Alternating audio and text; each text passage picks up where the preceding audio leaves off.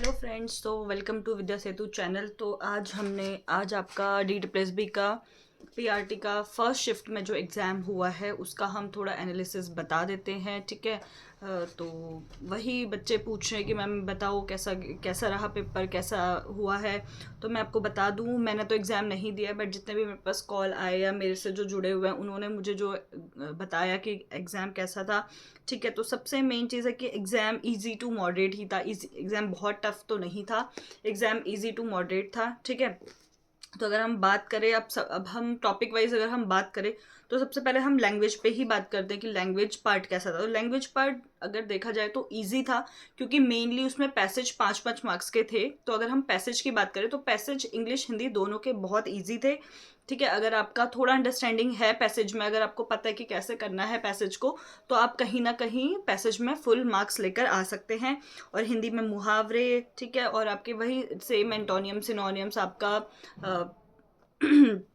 Vocabulary, ये सब ज़्यादा पूछी गई है। तो आपका इंग्लिश टू, अगर मैं आपको इंग्लिश और हिंदी लैंग्वेज पार्ट बताऊं तो वो आपका इजी टू मॉडरेट कहीं ना कहीं बताया गया है। ठीक है। और उसके बाद अगर मैं रीजनिंग की बात करूं, रीजनिंग और मैथ्स दोनों, तो अगर हम पहले रीजनिंग को लें, राइट, अगर हम रीजनिंग को लें तो भाई रीजनिंग आपकी लाइक टाइम टेकिंग ज़्यादा थी। ये नहीं था कि रीजनिंग टफ थी, रीजनिंग टाइम टेकिंग थी, मैथ्स भी टाइम टेकिंग था। तो दोनों, रीजनिंग लेंदी थी लेकिन क्वेश्चन इतने टफ नहीं थे, क्वेश्चन सॉल्व हो रहे थे, लेकिन रीजनिंग आपका लेंदी था। और अगर हम टॉपिक की बात करें तो वही डायरेक्शन, ठीक है, आपका वेन डायग्राम, डायग्राम से ज़्यादा क्वेश्चन थे, और डायरेक्शन था आपका ब्लड रिलेशन, और जो आपके, ठीक है, यही सब आपके टॉपिक जो होते हैं। ठीक है। आपका नंबर एनालॉगी, ये सब आपके क्वेश्चंस रीजनिंग में देखे जा रहे हैं। तो कुछ नया पढ़ने की जरूरत नहीं है, उसी को रिवाइज करो, उसी को अच्छे से प्रैक्टिस करो। मैथ्स की बात देखें तो मैथ्स में मेंसुरेशन से ज़्यादा थे, कैलकुलेटिव थी मैथ्स बहुत ज़्यादा। ठीक है।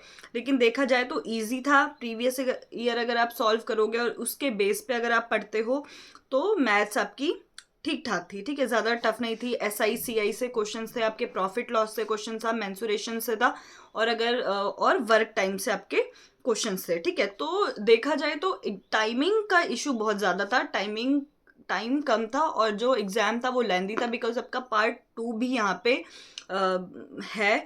ठीक है। तो उसके भी, उसमें आपको पता है कि आजकल स्टेटमेंट वाइज ऐसे आपके लेंदी क्वेश्चन, आपके अंडरस्टैंडिंग बेस्ड ज़्यादा क्वेश्चन पूछे गए जाने लग गए हैं। ठीक है।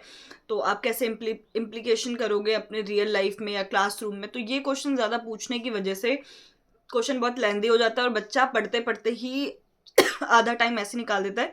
ठीक है। तो इस हिसाब से क्वेश्चन बच्चों के बहुत ज़्यादा छूटे भी हैं। ठीक है। उसके बाद हमारा मैथ्स और रीजनिंग का पार्ट हो गया। अगर इसमें मैं अब जीके जीएस करंट अफेयर लूँ तो करंट अफेयर से ज़्यादा क्वेश्चन इस बार देखे जा रहे हैं। कम से कम बच्चे बता रहे थे कि 7 से 8 क्वेश्चन, ठीक है, पूछे गए हैं करंट अफेयर से, उसमें भी 2025। आप नोट कर लो कि ऑब्वियसली अभी 2026 का फैब भी आया, तो ज़्यादातर 2025 से, और 1-2 क्वेश्चन 2026 से, आपके कहीं ना कहीं 2025 आपको ज़्यादा पढ़ना पड़ेगा। ठीक है। करंट अफेयर के लिए तो वहाँ पे आपके क्वेश्चन ज़्यादा हैं। ठीक है। और आपका हिस्ट्री, पॉलिटी से आपके वही अमेंडमेंट्स, आपके आर्टिकल्स, ये ज़्यादा पूछे गए हैं। ठीक है। तो आप करंट अफेयर आपका, आप कितना भी पढ़ लो, आपको कहीं ना कहीं मॉडरेट टू टफ ही देखने को मिलता है, क्योंकि आप उसमें ज़्यादा टाइम नहीं कर पाते हो। ठीक है। तो करंट अफेयर को मैंने शेयर कर दिया है कि आप करंट अफेयर ज़्यादा पढ़ो जीके जीएस में। ठीक है। अगर बात रही पार्ट बी की, ठीक है, पार्ट बी मीन्स आपका पेडागोजी। तो पेडागोजी आपकी कहीं ना कहीं बच्चे बोल रहे हैं कि बहुत ईजी देखने को मिली है, इतना टफ नहीं था। ठीक है। मॉडरेट, हम ईजी टू मॉडरेट बोलेंगे, ज़्यादा मॉडरेट भी नहीं बोलेंगे, ईजी ही उसको बोलेंगे। ठीक है। और इसमें आईसीटी के क्वेश्चन ज़्यादा थे। ठीक है। सब्जेक्ट बेस आपके क्वेश्चंस थे, सब्जेक्ट बेस थे। ठीक है। सब्जेक्ट के अकॉर्डिंग मैथ्स, ये सब आपकी आईसीटी, ये सब आपसे पूछे गए थे। ठीक है। उसके बाद आपका क्लासरूम मैनेजमेंट, ठीक है, कि आप कैसे इम्प्लीकेशन करते हो, प्याजे की थ्योरी। ठीक है। क्लासरूम मैनेजमेंट आप कैसे करते हो, तो आपका ज़्यादा से ज़्यादा आपका फैक्ट बेस्ड क्वेश्चन कम, और आपके इम्प्लीकेशन बेस्ड कि आप कैसे अप्लाई करते हो उसको रियल लाइफ सिचुएशन में, अगर आप टीचर हो तो वो क्वेश्चन ज़्यादा पूछे गए हैं, जो कल भी सेम ऐसा ही था। ठीक है। तो बस आपका यही है, अगर आप जो आपने पढ़ लिया है पार्ट बी में पेडागोजी, उसी को रिवाइज करते रहो, और कोशिश करो कि आप ज़्यादातर स्टेटमेंट बेस्ड क्वेश्चन, ठीक है, रियल लाइफ से जुड़े हुए क्वेश्चंस जो आएंगे, या कैसे आप एक टीचर हो और आप करो, कैसे आप सिचुएशन को हैंडल करोगे, तो उस बेस के क्वेश्चन आपके ज़्यादा पूछे गए हैं। ठीक है। तो फ्रेंड्स यही था, मैंने आपको हर चीज़ का बता दिया है, ठीक है। और आई होप आपका पेपर अच्छा गया होगा। कमेंट में ज़रूर बताना कि आपका एग्ज़ाम कैसे गया, आपको कौन सा पार्ट टफ लगा, ताकि मेरे लिए भी थोड़ा इजी हो जाए वो वीडियो बनाने के लिए कि भाई एग्ज़ाम सच में कैसा था।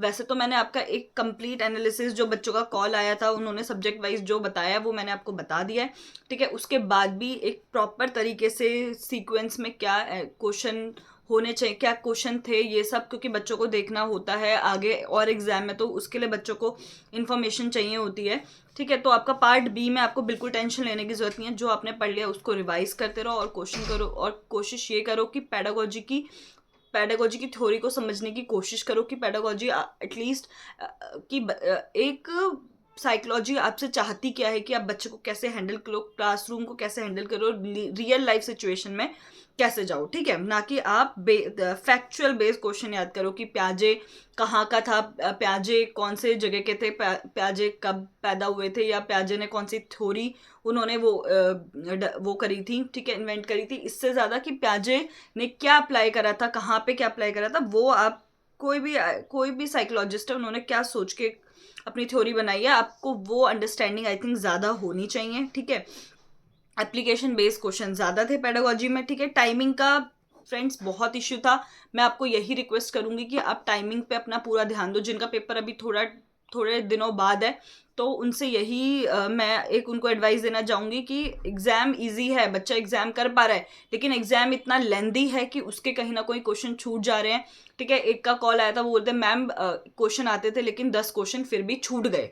क्यों? क्योंकि एग्जाम पेपर लेंदी है, और डीट प्लस में कहीं ना कहीं ये देखने को मिलता है कि टाइम का बहुत ज़्यादा इशू होता ही होता है। तो आपसे एक रिक्वेस्ट है कि भाई अपना टाइम मैनेजमेंट अच्छे से कर लेना, ठीक है। अपना अगर 100 क्वेश्चन आपके हैं तो वो कहीं ना कहीं आपका 1 आवर में, उससे पहले ही आपको 1 आवर में आपको फिनिश करना पड़ेगा, क्योंकि 2 आवर से 60 मिनट और क्वेश्चन 100 है, तो आपको उस हिसाब से टाइम मैनेजमेंट करना पड़ेगा, ठीक है। क्योंकि मैथ्स भी है, रीजनिंग भी है, तो ये थोड़ा सा प्रॉब्लमेटिक होगा, ठीक है, आपको प्रॉब्लम देगा। लेकिन आपको कहीं ना कहीं सबसे ज़्यादा टाइम मैनेजमेंट पे, जितना बात हुई है बच्चों से, तो टाइम मैनेजमेंट पे सबसे ज़्यादा फोकस करना पड़ेगा। बस यही है आज का रिव्यू शिफ्ट 1 का। आई होप आपको ये रिव्यू पसंद आया होगा। अगर आपको वीडियो पसंद आए तो प्लीज़ फ्रेंड्स चैनल को सब्सक्राइब कर देना, ठीक है, और वीडियो को लाइक ज़रूर करना अगर पसंद आए। कुछ भी डाउट हो या कुछ क्वेरी है, कुछ क्वेश्चन है, कुछ भी आपको एडवाइस देना है तो कमेंट में ज़रूर लिखना, ठीक है। आई होप, और बस यही मैं आपको बोलना चाहूँगी, और ऐसे ही इन्फॉर्मेटिव वीडियोज़ लेके आपके पास शिफ्ट 2 शिफ्ट 3 का भी लेकर आएंगे। धन्यवाद।